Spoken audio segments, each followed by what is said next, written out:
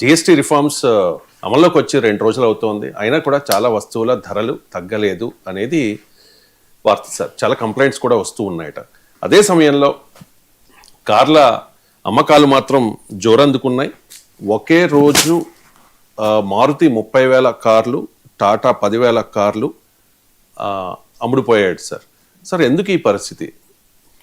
అంటే ఒకటి ఇప్పుడు మనకు big manufacturers, big organized retailers కొంత తగ్గిస్తున్నట్టు కనబడుతుంది. ఇప్పుడు అందుకే మీకు ఆటో ఇండస్ట్రీ పైన నీకు ఆ ఫాల్ కనబడుతుంది, అంటే ఆ జిఎస్టీ తగ్గింపు కనబడుతుంది.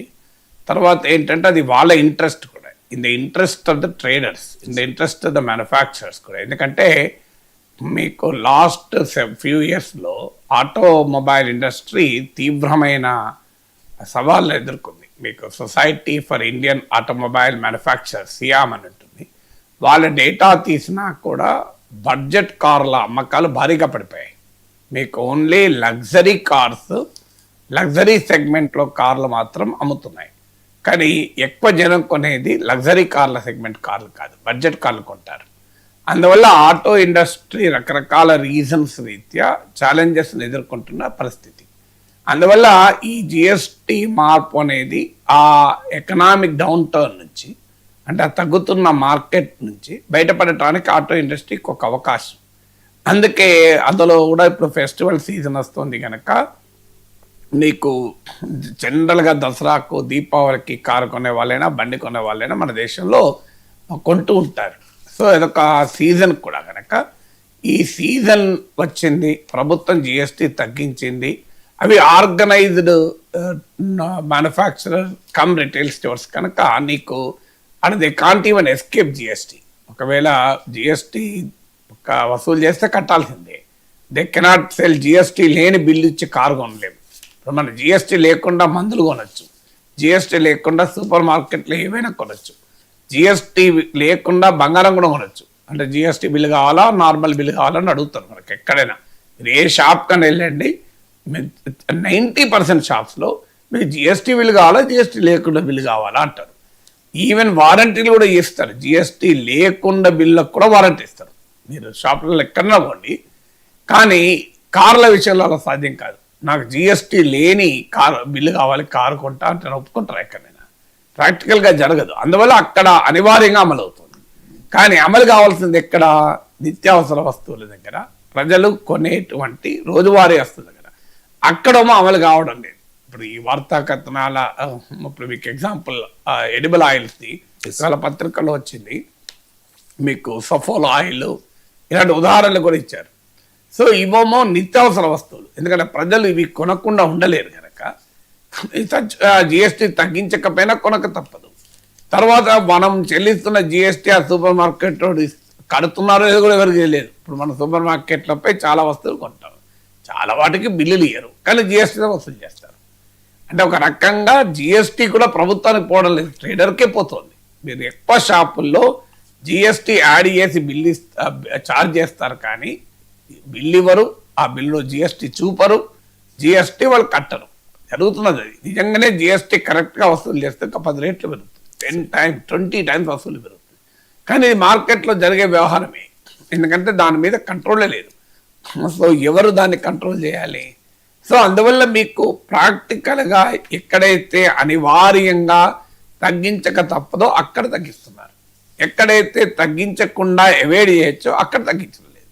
నీకు సెప్టెంబర్ 9న ప్రభుత్వం ఇచ్చినటువంటి ఆదేశాలు ఏంటంటే మీరు ఎంఆర్పి కూడా మార్చి స్టిక్కర్లు వేయండి అని ఇచ్చారు. నీకు ఎన్ని షాపులలో స్టిక్కర్లు కనబడే చెప్పండి. ఏవో కారణాలు ఏం చెప్తారు, మా పాత స్టాకు, అప్పటి స్టాక్ అని ఏదో ఒకటి చెప్పి నీకు జిఎస్టీ మాత్రం తగ్గించడం లేదు. అందుకే మొదటి నుంచి జిఎస్టీ మార్పులు వచ్చిన మరుసటి రోజు చెప్పాను, జిఎస్టీ ప్రభుత్వం తగ్గించడం వేరు, వసూలు కావడం వేరు.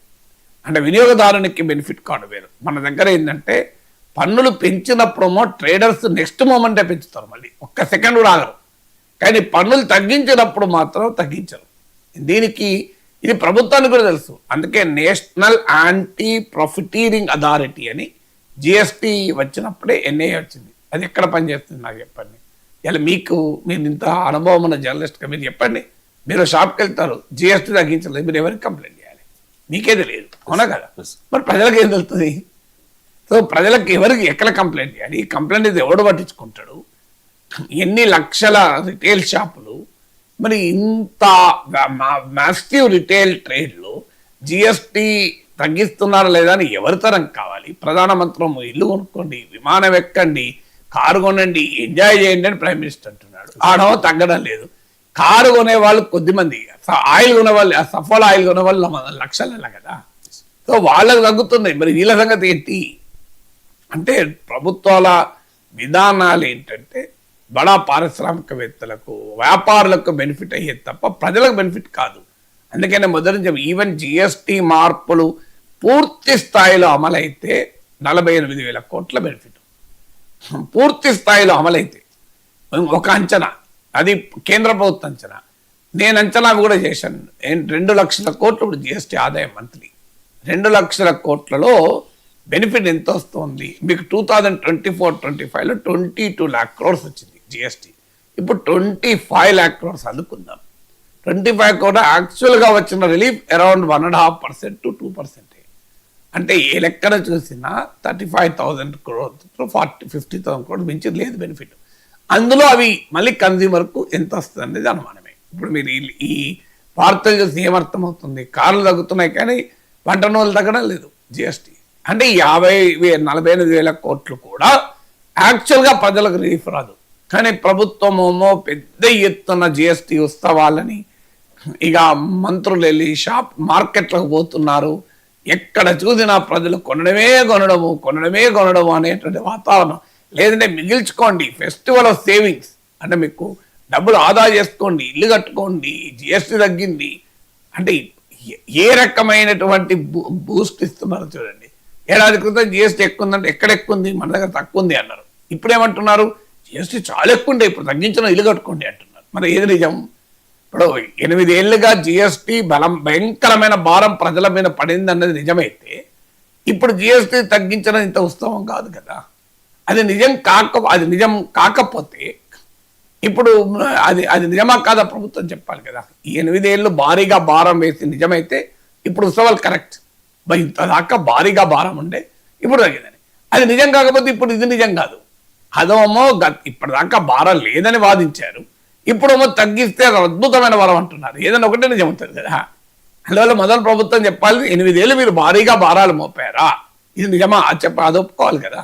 అందువల్ల ఆచరణలో అమలు కాని విధానాల వల్ల ఉపయోగం ఉండదు. ఇది కొన్ని చోట్ల ప్రాక్టికల్గా తగ్గితే తగ్గచ్చు. కొన్ని వస్తువులు, నేను ఉదాహరణ కార్లు చెప్పాను, అక్కడ ఇంకో మార్గమే లేదు. ఎందుకంటే జిఎస్టీ బిల్లు లేని కారు ఇవ్వలేరు. అందువల్ల మొదలు మనకు, అందుకే ప్రజలు ఎకానమీ డెవలప్ కావాలి అంటే ముందు పెట్టుబడి ఉత్పత్తి చేసే వారికి రాయితీలు ఇచ్చారు, అది వర్కౌట్ కాలే. ఇన్వెస్ట్ చేసే వాళ్ళకి రాయితీలు ఇచ్చారు, అది వర్కౌట్ కాలే. ఇప్పుడు ధరలు జిఎస్టీలో తగ్గించాం కనుక ఇది వర్కౌట్. ఇది కూడా వర్కౌట్ పూర్తి స్థాయిలో కాదు, కొంతమేరకే అవుతుంది. నిజంగా వర్కౌట్ అయ్యేది అంటే ప్రజలకు ఉపాధి కల్పించి వారి వేతనాలు పెరిగేలా చూడాలి.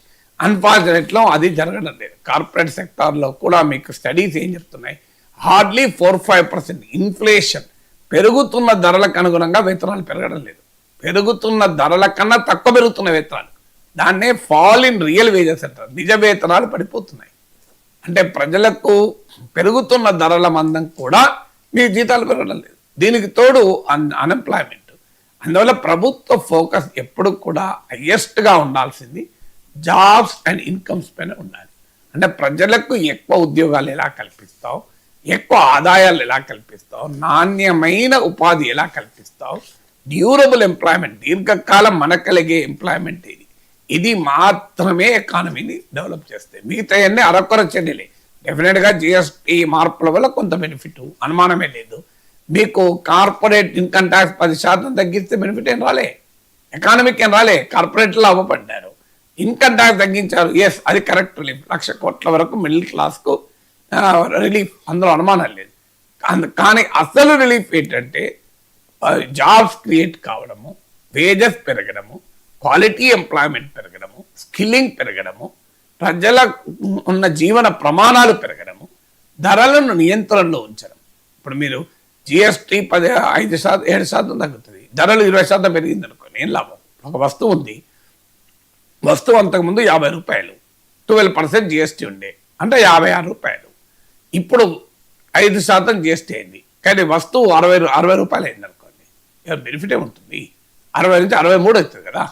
అప్పుడు 12% జిఎస్టీ ఉన్నప్పుడు 56 రూపీస్ ఉంది కాస్త ఇప్పుడు 63 అవుతుంది. జిఎస్టీ తగ్గింది, ధర పెరిగింది కదా, అది కంట్రోల్ కావాలి కదా మొదలు. 50 రూపీసే ధర అలాగే ఉంటే ఏం కాదు. ధర పెరిగినప్పుడు నీకు ఈ జిఎస్టీ తగ్గిన దానికన్నా ఎక్కువ స్థాయిలో ధర పెరిగితే ఉపయోగం ఏముంటుంది? అందువల్ల మనం ఒక మెజర్ను ఆహ్వానించాలి. కానీ అదేదో జాతర అయిపోయినట్టు, ఇక పండుగ అయిపోయినట్టు, ఈ జిఎస్టీ తగ్గడంతోనే ప్రజలంతా అపార్ట్మెంట్లు కొనుక్కొని 3 బెడ్రూమ్ 4 బెడ్రూమ్ అపార్ట్మెంట్లకు ఎంటర్ అయినట్టు, విమానాలకు కొన్నట్టు కళల్లో ఊహించుకుంటే ఎట్లా? ఇదేం కృష్ణ కుచేల కథ లాంటిది కాదు కదా. శ్రీకృష్ణ పరమాత్మ లేడిప్పుడు, ఇది ద్వాపరయుగం కాదు, ఇది కలియుగం కదా. శ్రీకృష్ణ పరమాత్మ కుచేలుడు తెచ్చిన అటుకులు తింటే కుచేలునికి అష్టైశ్వర్యాలు వచ్చాయి. ఇప్పుడు మోడీజీ మనకు శ్రీకృష్ణ పరమాత్మ కాదు, మనం అందరం ప్రజలకు కుచేలం కాదు.